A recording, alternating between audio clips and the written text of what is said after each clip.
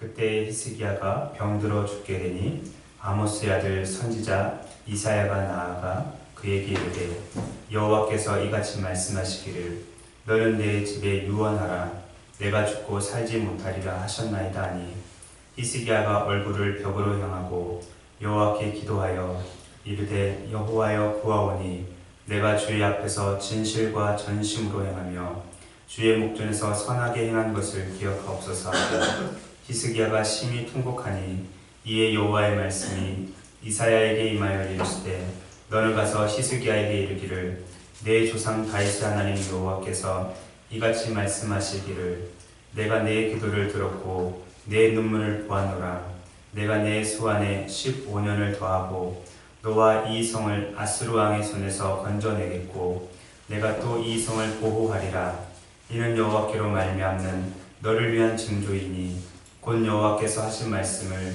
그가 이루신다는 증거이니라 보라 아하스의 해시계에 나아갔던 해 그림자를 뒤로 10도를 물러가게 하리라 하셨다라 하시더니 이에 해시계에 나아갔던 해의 그림자가 10도를 물러가니라. 아멘. 오늘 설교 제목을 죽기 내기로 기도하라 라고 그렇게 잡아봤는데 이 제목은 우리 교단의 신학교인 합동신학대학원의 초대 학장님이었던 박윤선 목사님께서 쓰신 책인 기도 죽기 내기로 하라 기도 죽기 내기로 기도하라 라는 책을 인용한 것입니다. 물론 이 책은 박윤선 목사님께서 살아 계셨을 때 직접 쓴 것은 아닙니다. 박윤선 목사님의 성경 주석과 책들을 출판하는 출판사에서 박윤선 목사님께서 기도에 관한 설교를 19편의 설교를 묶어서 출판한 책인데 그 중에 깨어서 기도에 힘쓰라 라는 제목의 설교가 있습니다. 그 내용은 이렇습니다. 한번 들어보시기 바랍니다. 기도는 힘써서 해야 합니다. 그래야만 하나님이 기뻐하시는 수준의 기도를 할 수 있는 훈련을 제대로 받게 된다고 생각합니다. 기도할 때에 어떤 수사학을 동원한다거나 말을 매끄럽게 잘하는 것이 중요하지는 않습니다. 믿은 지 얼마 되지 않는 신자가 기도할 때에는 말의 앞뒤가 맞지 않을 수도 있고 듣는 맛이 그렇게 은혜롭지 않을 수도 있습니다. 그렇지만 그런 기도가 쓸데없다든지 그런 기도가 하나님이 들어주시지 않는다든지 할 수 없는 것입니다. 오히려 하나님께서는 그런 기도를 더 잘 들어주실 수 있습니다. 어린아이들이 말하기 시작할 때에 그 말이 문법에 맞지 않을 수도 있고 그 의사 표현이 분명치 않을 수도 있습니다. 그렇지만 아이의 부모는 아이의 말을 매우 귀하게 생각하여 주의 깊게 듣습니다. 하나님은 우리의 기도에 있어서 진실을 제일로 알아주십니다. 진실한 기도, 그것은 하나님이 진정 기뻐하시는 기도라고 생각합니다. 라고 그런 내용이 있습니다. 우리는 힘써서 기도해야만 합니다. 힘써서 기도할 뿐만 아니라 어린아이처럼 단순하게 그리고 진실하게 기도를 해야 합니다. 왜냐하면 힘쓰고 단순하고 진실한 기도야말로 하나님께서 진정으로 기뻐하시는 기도이기 때문에 그렇습니다. 그리고 그것이 바로 죽기 내기로 하는 기도이기도 한 것입니다. 오늘 함께 읽었던 본문에 보면 2번에 걸쳐서 죽기 내기로 기도했던 한 사람이 등장하는데 그 사람의 이름이 바로 히스기야입니다.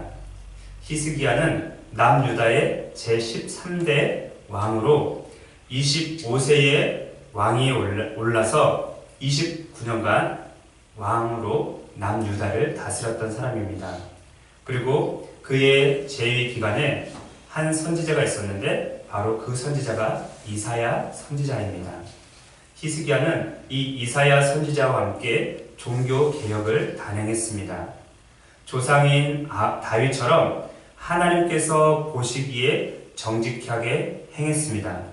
그리고 여러 산당들을 제거했고 우상들을 깨뜨렸고 그리고 아세라 목상들을 찍어서 없애버렸습니다. 그리고 꽉 막혀진 하나님의 성전의 문을 활짝 열고 보수한 후에 제사장들과 레인들을 모아서 성전을 정화하도록 그렇게 하였습니다. 뿐만 아니라 이 히스기야는 하나님을 온전히 의지했고 하나님께서 모세에게 명령하신 모든 계명을 다 지켜 행했습니다. 그래서 하나님께서 이 히스기야에게 어디로 가든지 형통한 복을 내려주셨습니다. 성경은 이렇게 기록을 하고 있습니다. 한번 들어보시기 바랍니다. 히스기야가 이스라엘 하나님 여호와를 의지하였는데 그의 전후 유다 여러 왕 중에 그러한 자가 없었으니 곧 그가 여호와께 연합하여 그에게서 떠나지 아니하고 여호와께서 모세에게 명령하신 계명을 지켰더라. 여호와께서 그와 함께 하심에 그가 어디로 가든지 형통하였더라. 저가 아스루 왕을 배반하고 섬기지 아니하였고 그가 블레셋 사람들을 쳐서 가사와 그 사방에 이르고 망대에서부터 견고한 성까지 이르렀더라. 이처럼 히스기야는 하나님을 온전히 의지했기 때문에 하나님께서 남유다의 왕들 가운데 다윗 다음으로 위대한 왕으로 존경을 받도록 이 히스기야 왕을 높여주셨던 것입니다. 히스기야와 같이 신실하고 선한 왕이 나라를 통치하고 있을 때 평화가 계속 유지되면 얼마나 좋겠습니까? 하지만 그것은 우리의 바람일 뿐입니다. 현실은 그렇지가 않습니다. 히스기야가 왕이 된 지 14년이 되던 해에 당시 최강대국이었던 아수르가 남유다를 쳐들어왔습니다. 아수르 왕은 랍사게라는 신하를 보내서 3번에 걸쳐서 유대인들이 알아들을 수 있는 히브리 말로 하나님을 능욕하고 또 유다 왕에 대해서 조롱 섞인 말을 했습니다. 그리고 위협적인 말들을 계속 했습니다. 그때마다 남유다에 속했던 사람들은 놀라서 두려움과 공포에 떨면서 어찌할 바를 모르고 있었습니다. 하지만 히스기야는 모든 백성들에게 랍사게가 한 말에 대해서 단 한마디의 대꾸도 하지 말라라고 그렇게 명을 내립니다. 그리고 몇 명의 신하들에게 이사야 선지자에게 보내서 현재 상황을 알려준 후에 당신은 이 남아있는 자들을 위해서 기도해 주십시오 라고 그렇게 부탁을 합니다. 그리고 이 랍사게가 가지고 온 편지를 가지고 홀로 하나님의 성전으로 올라갑니다. 그리고 그 편지를 하나님 앞에 펴놓고 이렇게 기도합니다. 히스기야 왕의 기도를 한번 들어보시기 바랍니다. 여호와께 기도하여 이르되 그룹 사이에 계신 이스라엘 하나님 만군의 여호와여, 주는 천하 만국의 유일하신 하나님이시라. 주께서 천지를 만드셨나이다. 여호와여, 귀를 기울여 들으시옵소서. 여호와여, 눈을 뜨고 보시옵소서. 산헤립이 사람을 보내어 살아계시는 하나님을 회방한 모든 말을 들으시옵소서. 여호와여, 아스루 왕들이 과연 열국과 그들의 땅을 황폐하게 하였고 그들의 신들을 불에 던져 싸우나 그들은 신이 아니라 사람의 손으로 만든 것일 뿐이요 나무와 돌이라. 그러므로 멸망을 당하였나이다. 우리 하나님 여호와여, 이제 우리를 그의 손에서 구원하사 천하 만국이 주만이 여호와이신 줄을 알게 하옵소서 하니라. 아멘. 히스기야의 이 기도는 어떠한 미사 여부도 전혀 없습니다. 중언부언하는 그러한 내용도 없습니다. 그저 단순하면서도 진실한 기도였다는 것입니다. 그리고 애를 쓰는 기도였다는 것을 우리는 이 기도 내용을 통해서 알 수가 있습니다. 그는 죽기 내기로 기도를 했던 것입니다.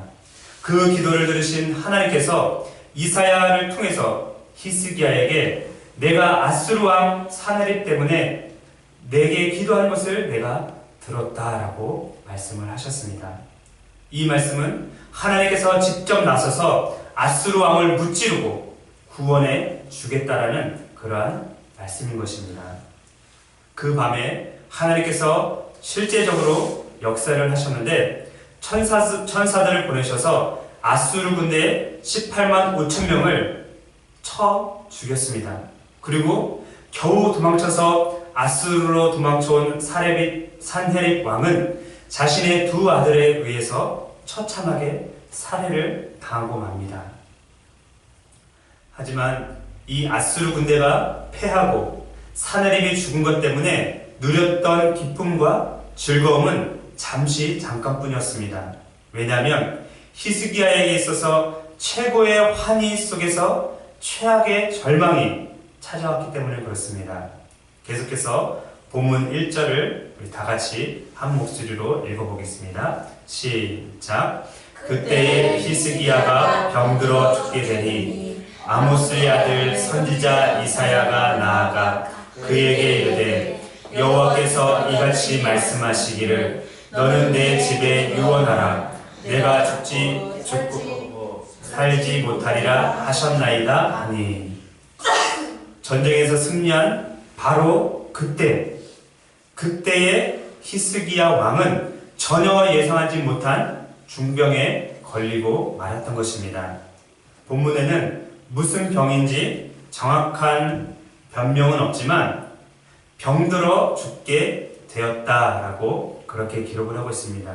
그런데 21절 한번 넘겨볼까요? 21절에 보면 이사야가 이르기를 한 뭉치 무화과를 가져다가 종초에 붙이면 왕이 나으리라 하였고, 여기 보시면 종처라는 단어가 있는데 이 말은 다른 말로 하면 종기입니다. 우리가 잘 알고 있는 것처럼 어떤 사람이 종기 때문에 죽었다는 얘기를 들어본 적이 없습니다. 여러분들도 종기 때문에 죽었다는 얘기는 못 들어보셨죠? 저도 고등학교 시절에 이유는 잘 모르겠지만 3년 동안 엉덩이와 오른쪽 팔꿈치에 종기가 생겼던 적이 있습니다. 그래서 흉터가 아직도 남아 있습니다. 그때는 엉덩이에 종기가 났기 때문에 의자에 앉는 게 너무나 불편하고 힘들었습니다. 하지만 지금까지 별 탈 없이 잘 살고 있고 이제는 종기가 전혀 생기지 않습니다. 어떤 신학자는 이렇게 이야기를 합니다. 그것은 고통스럽기는 하지만 죽음을 초래할 정도는 아니다. 그의 병은 신체적인 것일 뿐만 아니라 또한 외교적인 병이기도 했다. 마치 종기와 같은 아수르의 위협 때문에 죽을 지경이었기 때문이다. 라고 그렇게 해석을 했습니다. 아수르의 산헤립에 의해서 목숨의 위협을 느낀 나머지 극도의 긴장감 때문에 종기가 생겼는데 그 종기가 점점점 커져서 죽음의 위기에 봉착하게 된 것입니다.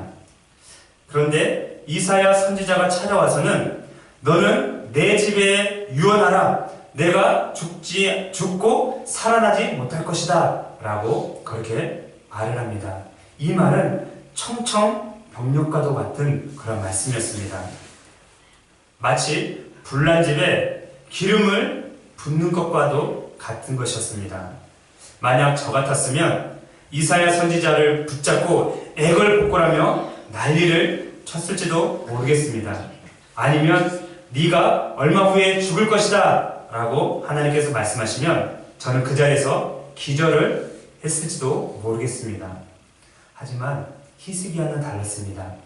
역시 기도의 사람은 우리와 다른 무언가가 있는 것 같습니다. 이미 앞에서도 살펴봤지만 히스기야 왕은 선한 왕이면서 동시에 기도의 사람이었습니다. 기도의 사람은 죽음의 그림자가 드리워지는 절체절명의 위기의 순간에도 즉시로 기도의 골방으로 들어가는 것을 우리는 보게 됩니다. 그리고 거기서 또다시 죽기 내기로 기도를 했습니다. 2절과 3절을 제가 읽어보겠습니다. 히스기야가 얼굴을 벽으로 향하고 여호와께 기도하여 이르되 여호와여 구하오니 내가 주 앞에서 진실함과 전심으로 행하며 주의 목전에서 선하게 행한 것을 기억하옵소서 하고 히스기야가 심히 통곡하니. 기도의 사람 이 히스기야는 기도의 골방으로 들어가서 하나님 앞에 죽기 내기로 기도를 했습니다. 교회사에서 기도에 관한 내용으로 아주 유명한 책을 많이 쓴 분이 있는데 E.M. 바운주라는 목사님이 쓴 기도의 강자라는 책에서 이렇게 말을 죽음을 목전에 둔 히스기야가 기도한 사건은 그의 기도의 능력을 시험한 사건이 아니며 그의 믿음을 치료하기 위한 사건도 아니다. 그 사건은 하나님이 어떤 분이신지를 드러내는 사건이다. 오직 하나님만이 문제를 해결해 주실 수 있다는 것이 이 사건을 통해서 드러났다라고 그렇게 말을 합니다.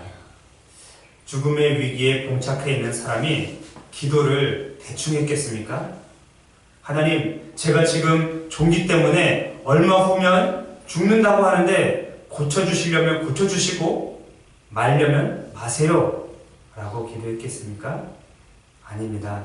히스기야는 기도의 골방에서 하나님, 제발 저의 병을 고쳐주십시오. 제가 주님 앞에서 진실하게 행하고 온 마음으로 행하고 그리고 하나님을 온전히 섬겼던 것을 기억해 주십시오.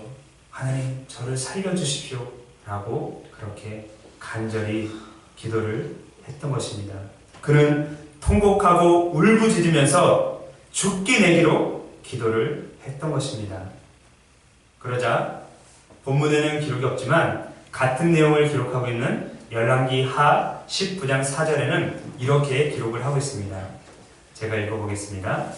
이사야가 성읍 가운데까지도 이르기 전에 여호와의 말씀이 그에게 임하였으니. 이사야 선지자는 히스기야 왕을 통해서 여호와께서 이같이 말씀하시기를 너는 내 집에 유언하라. 내가 죽고 살지 못하리라 하셨나이다. 이 말을 한 후에 불이 나게 왕궁을 빠져나왔을 것입니다. 사실 누구든지 아무리 왕과 친분이 깊은 사람일지라도 슬픈 소식을 전해야 한다면 최대한 빨리 그 소식을 전하고 그 자리를 빠져나가려고 했을 것입니다. 이사야도 마찬가지였을 것입니다. 그래서 자신이 쓴 이 이사야서에는 그 부분을 빼고 기록을 했을 가망성이 높습니다. 하지만 히스기야 왕에게 슬픈 소식을 전하고 난 후에 불이 나게 왕궁을 빠져나온 이사야 선지자가 성읍 가운데로 가기도 전에 하나님의 말씀이 그에게 임한 것입니다. 이번에는 열왕기 하 20장에 있는 내용을 제가 한번 읽어보겠습니다. 너는 돌아가서 내 백성의 주권자 히스기야에게 이르기를 왕의 조상 다윗의 하나님 여호와의 말씀이 내가 내 기도를 들었고 내 눈물을 보았노라. 내가 너를 낫게 하리니 내가 3일 만에 여호와의 성전에 올라가겠고 내가 내 날에 15년을 더할 것이며 내가 너와 이 성을 아수르 왕의 손에서 구원하고 내가 나를 위하고 또 내 종 다윗을 위함으로 이 성을 보호하리라 하셨더라. 하나님은 죽기 내기로 기도한 히스기야의 통곡의 눈물의 기도를 들으셨습니다. 그리고 하나님 되심을 드러내시기로 작정을 하신 것입니다. 그래서 이사야 선지자를 통해서 내가 너를 낫게 하고 3일 만에 다시 성전에 올라갈 것이고 너와 이 성을 아수르 왕의 손에서 구원하겠다. 그리고 내가 너의 목숨을 15년이나 더 연장시켜 주겠다라고 말씀을 하셨습니다. 박인수 목사님께서 다시 한번 이 구절에 대해서 이렇게 설명을 했습니다. 히스기야 왕이 벽을 향하여 앉아 울면서 기도한 결과 15년을 더 살게 된 사건을 보게 됩니다. 이러한 기도를 하나님이 기뻐하십니다. 그런 기도가 이루어질 때에 기도하는 사람은 물론이거니와 다른 많은 사람들의 신앙도 강화됩니다. 그렇게 자세하게 기도했더니 그렇게 자세하게 그대로 응답됐다 하면서 많은 사람들의 믿음이 커지며 강화되는 것입니다. 그 때문에 하나님께서는 자세한 기도를 들으시기를 원하십니다. 우리는 하나님 앞에 어떠한 문제가 생겼든지 간에, 어떠한 아픔이 있든지 간에, 어떠한 일이 생겼든지 간에 하나님 앞에 간절히 또 믿음으로 간구를 해야만 하는 것입니다. 단순하게, 진실하게, 그리고 힘써서 기도하시기 바랍니다. 이제 이사야 선지자는 신하들에게 무화과 반죽을 가지고 오라고 합니다. 그리고 그 신하들이 무화과 반죽을 히스기야 왕의 상처에 올려놓자 그 상처가 조금씩 아물기 시작합니다. 그리고 결국 그 상처가 깨끗이 다 나았습니다. 히스기야 왕은 하나님께서 나를 낫게 하시고 3일 만에 내가 여호와의 성전에 올라가게 할 수 있는 그 징조가 무엇입니까? 라고 묻습니다. 그랬더니 하나님께서 히스기야 왕이 죽을 병에서 치료함을 받았다라는 그 증거로 그의 바로 아버지 왕이었던 아하스가 만들었던 해시계의 그림자를 앞으로 10도 가게 한 것이 아니라 뒤로 10도 물러가게 하는 그러한 역사를 보여주셨습니다. 증거로 그렇게 해시계의 그림자를 10도 뒤로 물러가게 해주신 것입니다. 히스기야 왕은 결국 죽음의 위기를 죽기 내기로 한 기도를 통해서 이겨냈습니다. 그리고 결국 자신의 병이 치료함을 받아서 감사 찬송으로 하나님께 영광을 올려드리는데 그 내용이 바로 9절부터 20절까지 내용입니다. 우리는 이 말씀을 통해서 4가지 사실을 기억을 해야만 합니다. 첫 번째는 하나님은 우리의 기도를 반드시 들어주신다는 것입니다. 두 번째는 하나님은 우리의 기도에 귀를 기울이신다는 것입니다. 세 번째는 하나님은 우리의 기도에 반드시 응답하신다는 것입니다. 네 번째는 하나님은 우리의 기도를 통해서 우리를 구원하신다는 것입니다. 하나님은 죽기 내기로 기도한 이 히스기야 왕의 기도를 들으시고 그의 기도에 귀를 기울이셨습니다. 그리고 그에게 응답하셨고 그리고 결국 그를 구원해 주셨습니다. 말씀을 맺으면서 나는 죽기 내기로 기도하고 있는가? 라는 질문을 스스로에게 던져보고 싶습니다. 여러분들은 히스기야처럼 비록 죽을 병에 걸리지 않았지만 어떤 크고 작은 문제에 봉착했을 때 죽기 내기로 기도한 적이 있으십니까? 사실 제 자신을 돌아봤을 때 죽기 내기로 기도한 적이 언제인지 잘 모를 정도로 아주 오래된 것 같습니다. 말씀을 준비하면서 내가 언제 죽기 내기로 기도한 적이 있었지? 라고 곰곰이 생각을 해봤는데 예수님을 인격적으로 처음 만났었던 중학교 3학년 때 그때 잠깐 죽기 내기로 기도한 적이 있었던 것 같고 또 군대를 제대하고 학교를 복학하기 전에 삼각산 서울에 있는 청와대 뒤편에 있는 삼각산이 있는데 그곳에 미랄 기도원에서 죽기 내기로 기도를 했던 때가 있었다는 것이 생각이 났습니다. 그런데 그 이후로는 죽기 내기로 기도한 적이 거의 없었던 것 같습니다. 이제 다시 제 자신이 죽기 내기로 기도하는 시간을 가졌으면 좋겠다는 생각을 했습니다. 사실 제가 이런 마음이 들게 된 것은 지난주 화요일에 신학대학원 동기 목사님을 만난 후였습니다. 신학대학원을 졸업하고 약 12, 13년 만에 다시 만나서 진지한 대화를 나눴습니다. 저희 교회에 찾아오셨는데 저녁 7시 정도에 찾아오셔서 저녁을 먹고 대화를 나누기를 시작해서 대화가 끝나는 시간이 새벽 3시 정도였습니다. 대화 중에 동기 목사님께서 다시 기도를 회복하자라고 그렇게 말씀하셨습니다. 그래서 6월달부터 한 달에 한 번 청계산에 올라가서 기도하자라는 제안을 했습니다. 그러면서 우리는 최강 기도팀이야 라고 그렇게 말을 했습니다. 저는 최 목사이고 그분은 강목사이기 때문에 최강 기도팀이야 라고 말을 했던 것입니다. 그래서 제가 두세 명이 더 있었으면 좋겠다라는 의미로 그럼 기도팀도 있어야겠네요 라고 그렇게 말을 했습니다.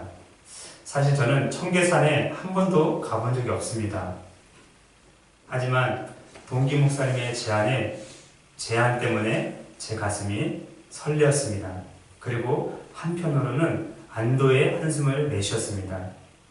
저에게 다시 기도를 회복하자고 했던 이 목사님은 대학원 시절부터 가장 오래도록 기도했던 기도 대장이었기 때문에 그렇습니다. 물론 지금도 마찬가지로 여전히 기도 대장입니다. 하지만 그런 기도 대장조차도 혼자서 기도하는 것이 쉽지 않다라는 고백을 저한테 했습니다. 그래서 저에게 기도의 동역자가 되어달라고 그렇게 제안을 했던 것입니다. 저는 그 제안에 기꺼이 동참을 하겠다라고 답을 했습니다. 사실 우리는 근본적으로 기도하기를 싫어하는 사람들입니다. 게다가 죽기 내기로 기도하는 것은 더 싫어하는 사람들입니다. 혼자서 기도하는 것은 어렵습니다. 그러나 성경은 한 사람이면 패하겠거니와 두 사람이면 맞설 수 있나니 세 겹줄은 쉽게 끊어지지 아니하느니라 라고 말씀하십니다. 그리고 예수님께서도 두세 사람이 내 이름으로 모인 곳에 나도 그들 중에 있느니라 라고 말씀하셨습니다. 혼자 기도하는 것은 어렵습니다. 그러나 2명, 3명이 기도할 때는 힘이 배가 됩니다. 그리고 얼마든지 함께 기도할 수 있는 힘이 생긴다는 것입니다. 다시 한번 박윤선 목사님의 말을 들어보고 마치도록 하겠습니다. 사람들이 기도하는 것을 싫어합니다. 기도한다고 하지만 형식적인 기도에 머물며 졸며 자는 형편입니다. 하나님을 아버지로 모신 신자들이 이렇게 기도에 대하여 무감각하고 기도에 대하여 등한하고 무관심할 수 있겠습니까? 좋으신 하나님을 모셔놓고 뭐 한 가지 착실하게 달라고 하는 생활이 없다면 이것은 문제가 됩니다. 사람이란 언제나 용단이 필요합니다. 끊을 것은 끊고 하기 싫어도 이어가야 할 것이라면 이어가야만 합니다. 그렇게 할 때 즐거움도 오는 법이고 힘도 생기는 법입니다. 사랑하는 생명빛 교회 성도 여러분, 다시 한번 저와 함께 죽기 내기로 기도하겠다는 그러한 결단을 하시기 바랍니다. 그렇게 할 때 형식적인 기도, 중언부언하는 기도에서 벗어날 수 있고, 그렇게 할 때 신앙생활의 즐거움과 힘과 용기와 믿음이 생겨나게 될 것입니다. 이러한 결단을 하시는 저와 여러분들이 다 되시기를 주님의 이름으로 축원합니다. 기도하겠습니다. 하나님